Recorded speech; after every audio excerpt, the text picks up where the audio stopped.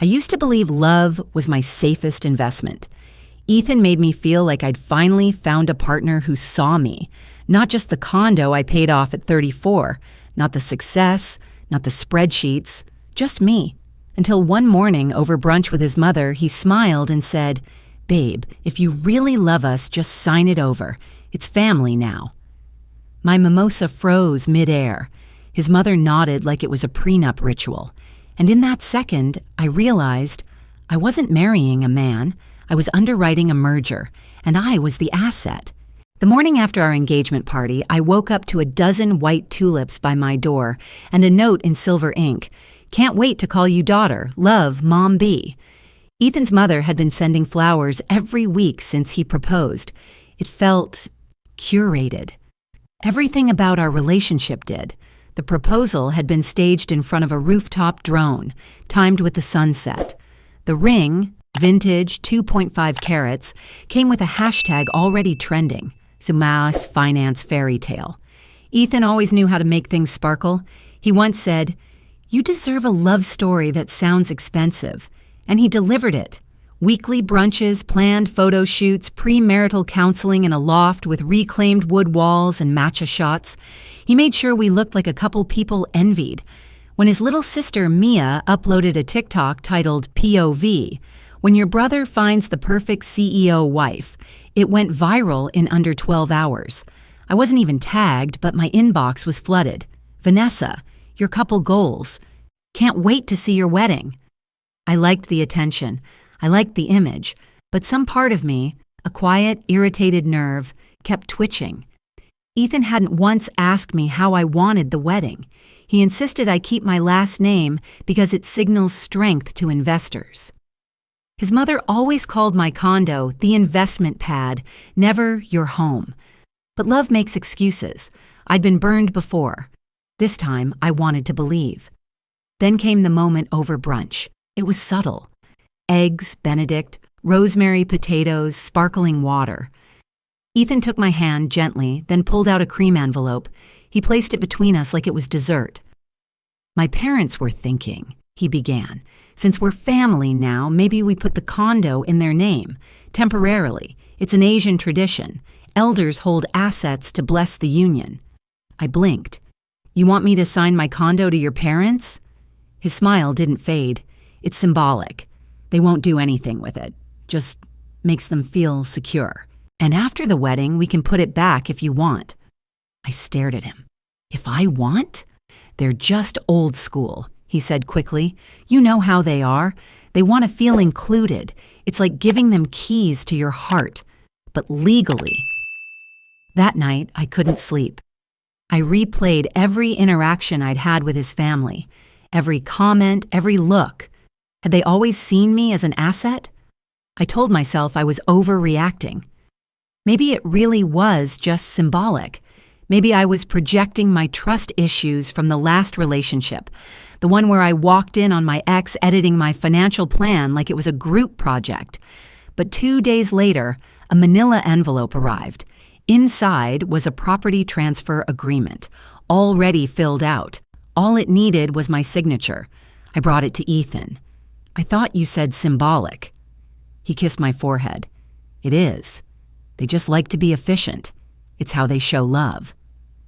I didn't sleep again that night. Instead, I Googled property transfer scams and found a Reddit thread. The story was eerily similar, down to the condo, the engagement, even the family angle. The poster said she discovered her fiancé had done it before, transferred her apartment, dumped her, and his parents sold it. The comments were brutal. "Run. He's grooming you financially. This is elder-assisted theft." I searched deeper. Ethan's name came up on a business forum linked to a failed startup where investors sued over misused assets. The case had been quietly dismissed, buried, but not forgotten. My gut twisted. The next morning, I met my therapist and told her everything. She listened, then asked me one question. "If this were your best friend, what would you tell her to do?" I didn't answer. I didn't need to. I already knew. Later that evening, I opened the engagement video Mia had uploaded. I hadn't watched it all the way through before. Toward the end, just as Ethan slipped the ring onto my finger, someone in the background whispered, barely audible, "Once she signs, we're good." My blood ran cold. I replayed it. Again. Slower. I isolated the audio. It was a male voice. Calm. Confident. It was Ethan's father. That night, I didn't cry. I didn't rage. I sat in the dark with a glass of wine staring at my city's skyline and whispered to myself, "They think I'm naive, but they forgot. I built this skyline, brick by brick." I replied to Ethan the next morning with a text that read, "Sure, I'll sign. Just need a little prep time. You know how I am with legal stuff. Love you." He sent back a heart emoji and a voice note saying, "This is why I love you. You're practical." I wasn't being practical. I was being surgical. That same afternoon, I installed a discreet AI-powered audio system throughout the condo. It looked like a decorative light fixture, motion-sensitive, voice-activated, and cloud-synced. Every conversation, every sigh, every whisper, mine to keep now. I didn't want revenge. I wanted clarity. I wanted control. And most of all, I wanted them to keep talking. They did. Ethan's mother started dropping by more often, always with a bottle of wine and ideas for the wedding. Once, while I poured her tea, she walked into my home office uninvited and muttered, "This layout will be perfect for Harold's practice." Harold was Ethan's father. He was a retired urologist. What would he need my office for? Later that week, I registered for 3 courses: cross-state marital asset protection, digital evidence admissibility, and facial video synthesis. At night, I practiced building mock contracts and watched deep fake tutorials until my eyes burned. This wasn't just defense. This was a blueprint for war. Meanwhile, I smiled more. I posted a photo of Ethan kissing my forehead captioned, "Can't wait to start forever." Over 10,000 likes. I made sure to tag Mia. She reposted it with, "My future sister-in-law is goals." Then came the accidental voicemail. Mia meant to send a voice note to her best friend. Instead, she sent it to me. "You think she'll actually sign?" A pause. A second voice joined. Ethan's mom. "She will. The contract's ready. We just have to keep her feeling safe until then." Click. I played it 6 times, saved it to my encrypted drive, filed it under confirmation. I booked a session with my estate lawyer and told her I wanted to temporarily transfer the condo title into a holding LLC, controlled by my best friend, Rachel. We backdated the paperwork to before Ethan proposed, legally clean, emotionally satisfying. Rachel asked only one question. "Are you safe?"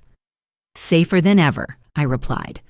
I opened a secondary account in the Cayman Islands under my LLC's name, just in case they decided to play games with my local accounts. Ethan had once offered to optimize my tax portfolio.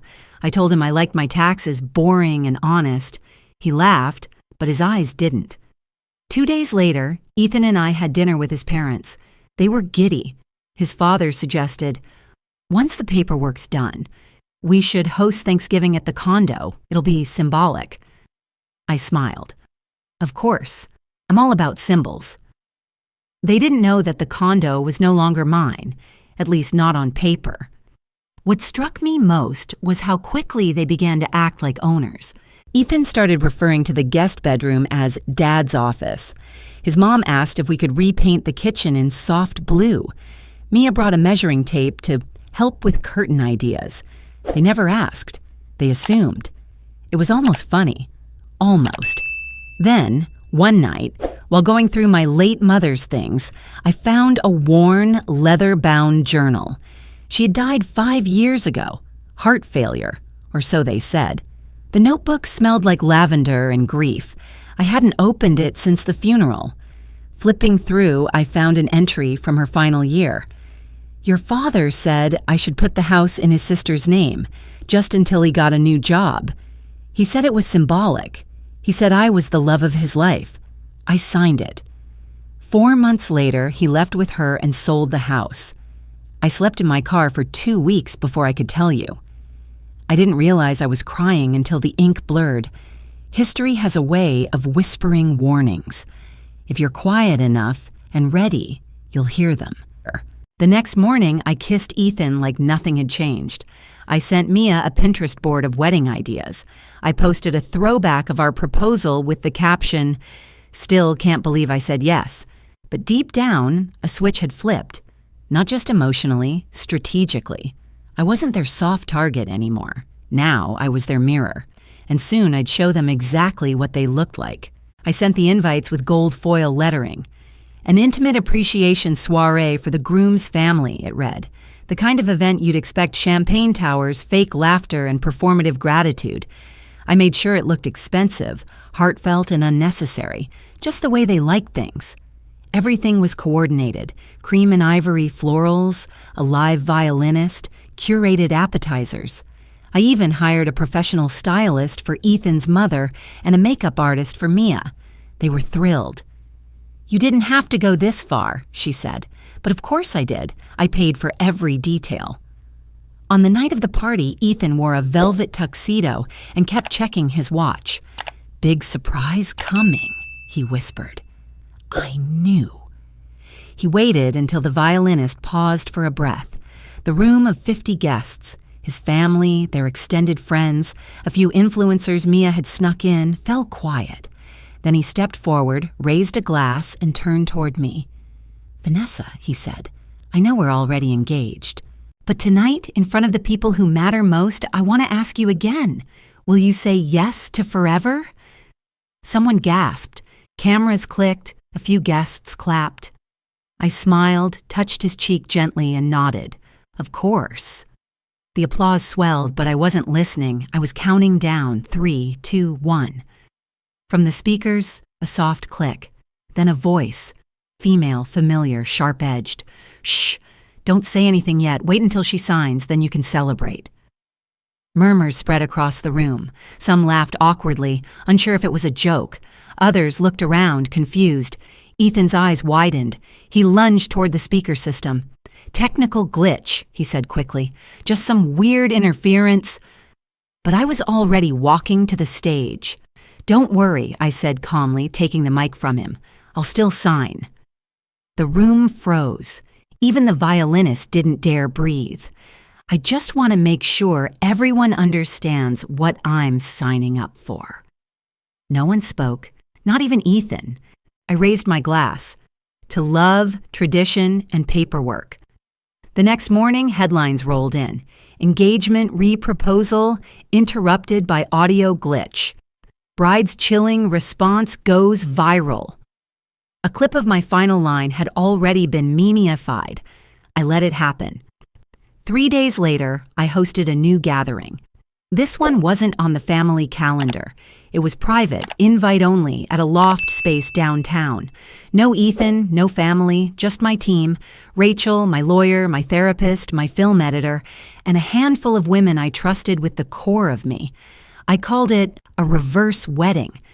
No groom, just a bride, unlearning illusion.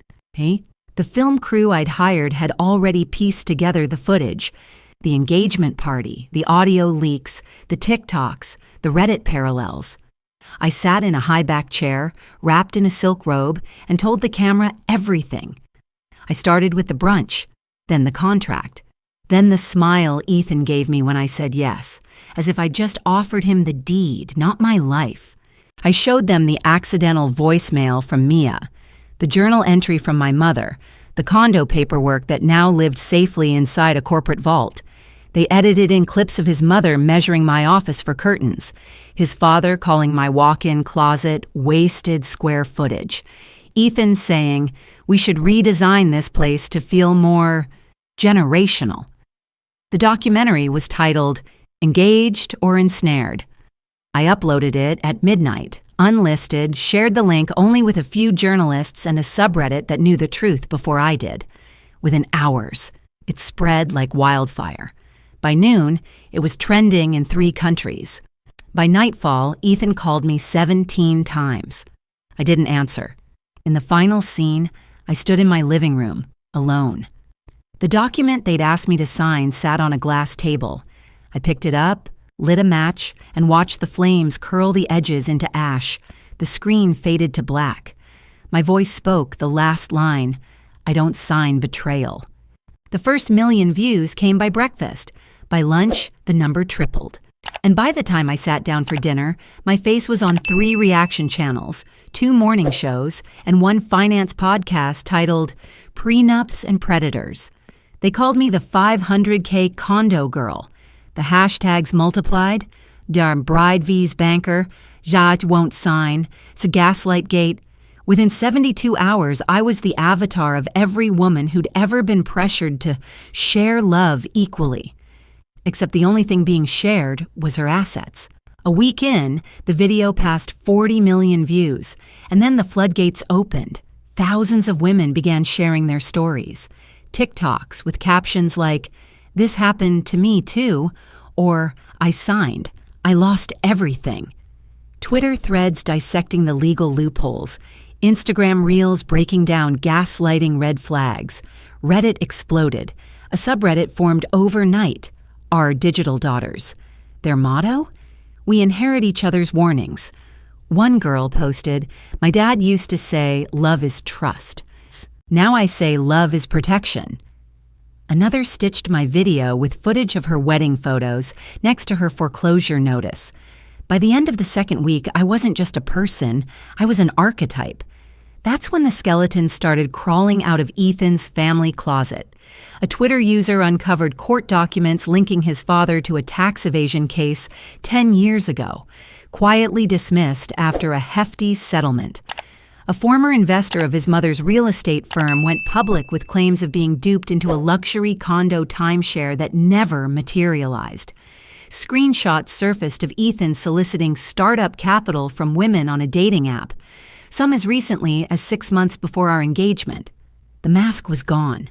The predator was visible, and the world was watching. I wasn't vengeful. I was deliberate. Behind the scenes, I reached out to a coalition of attorneys, women mostly, who specialized in financial manipulation and asset coercion. They'd seen it all. Love bomb, legal trap, vanish. Together, we drafted legislation templates, protection guides, and workshop materials. We called it the Ledger Project, but the heart of our initiative was a simple, devastating tool, the Engage Test, a free 10-question online quiz designed to spot red flags in a romantic relationship. Questions like, has your partner ever suggested putting an asset in someone else's name for tradition? Does your partner ever dismiss your financial concerns as overthinking? Have they pressured you to merge accounts before marriage? The test went viral overnight. It was translated into 16 languages within a month. Universities picked it up. Counselors used it. Victims sent in screenshots of their partners failing the test, writing, "This saved me." But not everyone was thrilled. 3 weeks after the video's release, I was served. Ethan had filed a defamation lawsuit citing emotional distress, reputational damage, and career sabotage. He was seeking $2 million. His lawyer framed it as a woman scorned, using the internet as a flamethrower. I almost laughed. Almost. In court, I sat silently while his side spoke of betrayal, heartbreak, humiliation. He painted himself as a man blindsided by paranoia, manipulated by his own family, and destroyed by a social media storm. When it was our turn, my attorney stood and simply pressed play. Clips of the proposal, the audio leak, the voice notes, Mia's accidental confession, his mother's comment about holding the property until she signs, Ethan's own emails requesting valuation estimates from real estate agents before I'd even agreed to transfer anything. When the tape ended, the room was quiet. The judge looked exhausted, but it was Ethan's lawyer, flushed, sweating, shuffling papers, who delivered the line I never forgot. "She's not a bride," he muttered, barely audible. "She's a system." The courtroom paused. The phrase hung in the air like static. They meant it as an insult. I took it as a compliment because they were right. I wasn't a woman seeking revenge.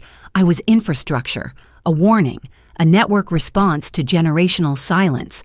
The judge ruled in our favor. The defamation suit was dismissed. Our countersuit for legal harassment and emotional damages proceeded to mediation.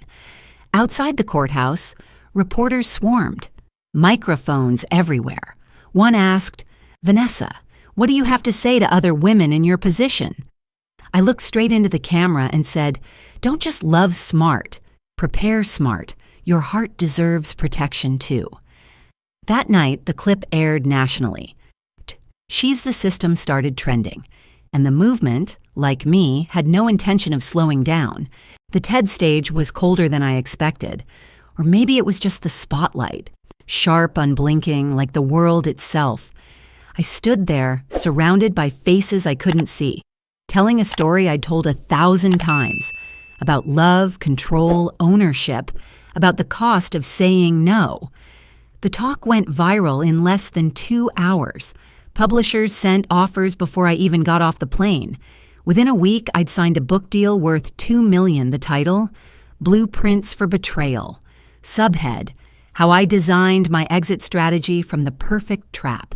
My face was on magazine covers, podcasts, international panels. I was hailed as the financial phoenix, the woman who refused to sign, CEO of self-defense. But every time someone called me powerful, I flinched, just a little, because no one asked what I'd given up to get here. I didn't just lose a relationship. I lost a version of myself, the part that still believed in breakfast in bed, in love notes on napkins, in someone holding your hand because they wanted to, not because they were trying to win the game. Men still approached me, cautiously, like I was a tiger in a glass case, fascinating but untouchable. They admired me, quoted me, even flirted through metaphors about mutual equity. But no one looked at me like I could be soft, and I didn't know how to ask for that anymore. Then there was Lucas. He wasn't like the others. Quiet, kind, a community architect who built schools in underfunded neighborhoods. He brought me coffee without asking how I liked it, because he remembered. He asked about my mother's journal like it was sacred, not strategic. We went on 4 dates. The 5th was a mistake. I'd left my phone on the table. A news alert popped up. Vanessa Carter sells film rights to Netflix. 7 figures. Lucas didn't say anything, just looked at the screen, then at me, and something changed in his eyes. Not judgment, distance. Later that night, I asked if he was okay. "You're incredible," he said, "but I don't think I know how to show up for someone who doesn't need anything." I didn't answer, because what could I say? He wasn't wrong. That week, I started waking up at 3:17 a.m. every night, my chest tight, my mind racing. I dreamed of Ethan, of paperwork, of signing something that turned to fire in my hands. I'd wake up sweating, disoriented, certain I was back in that condo, trapped in a timeline where I said yes. The doctor called it mild burnout.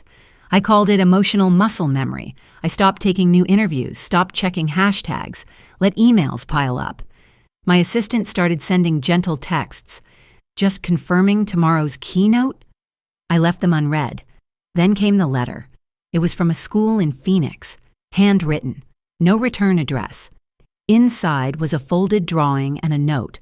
The drawing was crude. A girl standing on a stage, holding a mic with fire behind her and a heart in her hand. The note said, "Hi, Miss Carter. I'm 15.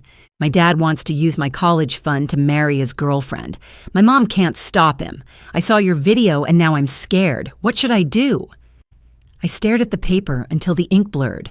Not from tears, from the way my chest broke open. I didn't know this girl. But I knew her story. And I knew what it felt like to be small, unheard, and still somehow responsible for saving yourself. I folded the paper back, took a breath, then another. I didn't go back to sleep that night. Instead, I opened a new document, typed the words. "This isn't a book, it's a toolkit." Then I whispered out loud, just to hear it. "It's time to start over, but not for me." The name came to me before the plan. Silent Brides. I whispered it to myself on a walk past a bridal shop window, where a mannequin stood dressed in a white gown, veiled, faceless. The kind of woman who signed things without reading, smiled through red flags, made sacrifices that didn't come back. I filed for nonprofit status the next day. Silent Brides began as a fund, legal assistance for women trapped in coercive relationships, particularly where assets and ownership were being manipulated. But it quickly grew into a movement. I hired trauma-informed financial advisors, built partnerships with legal clinics across 5 states, launched a digital platform where women could report signs of predatory behavior anonymously and be matched with pro bono lawyers. Every new member of the program received a welcome kit, a prepaid legal consult, 6 months of financial coaching, and a course called Rebuilding Your Name, a workshop in financial identity, boundaries, and rewriting personal contracts. We didn't just teach women how to say no, we taught them how to say it with structure. The first success story came from a woman named Jada. She was 24, engaged to a man 10 years older who'd asked her to take out a loan for their future. She found us after Googling, "Fiancé wants money, but I don't." 2 months later, she left him, canceled the wedding, and started her own consulting business. She sent me a photo of her new office, a single desk, a used laptop, and a sign that read, "Love is not debt." That photo sits on my own desk now. In the 3rd month, we opened the second space. It looked like a loft, exposed brick, warm lights, reclaimed furniture. But it was more than a safe house. It was a sanctuary, a halfway point between leaving and living again. We kept its address unlisted. Only those referred through our vetted counselors could stay. The first resident was a woman who'd tried to hide her car keys in the dishwasher to keep her fiancé from selling her vehicle. She arrived with a duffel bag and a broken voice. She left with her name on a lease. The movement spread internationally. Brazil, India, South Korea. Messages flooded in, translations, new chapters. A woman in Poland printed our toolkit and handed it out outside bridal expos. Another in Nigeria started a WhatsApp hotline for women questioning wedding contracts. I was proud, exhausted, alive, and still unfinished. 2 years after I burned the contract, I returned to the condo. The building hadn't changed much. Same concierge, same hallway scent of citrus cleaner and ambition. My unit was now rented out to a quiet couple, but I'd asked for 1 day alone inside before their lease renewed. They agreed. I walked in slowly. The space echoed with memory. The kitchen where Ethan suggested soft blue. The office his mother tried to claim. The window where I once stood in silence, imagining a life I nearly lost to paperwork. On the counter, a single envelope sat, no return address. I didn't need to open it to know who it was from. I held it for a moment, thought about fire, closure, curiosity. But in the end, I slid it into a drawer and locked it. Some answers aren't earned. Some apologies arrive too late. I poured a glass of water, sat on the edge of the sofa, and just breathed. Then I walked to the window. It was sunset. Orange melting into steel. I took out a tube of red lipstick from my purse, uncapped it slowly, and wrote 4 words across the glass. I signed my legacy. It wasn't dramatic. It was quiet, certain. Behind me, the doorbell rang. I hesitated, then opened it. She looked barely 20. Denim jacket, nervous smile, a binder clutched in her hands. Her voice trembled. "Are you Vanessa Carter?" I nodded. She swallowed. "I watched your video a year ago, the one with the contract. My mom said it was just social media, but it changed everything. I canceled my engagement last month. He'd asked me to put his name on my car. I almost did." I stepped aside, let her in. She paused at the threshold, turned back to me, and said, "You're the reason I learned not to sign someone else's dream."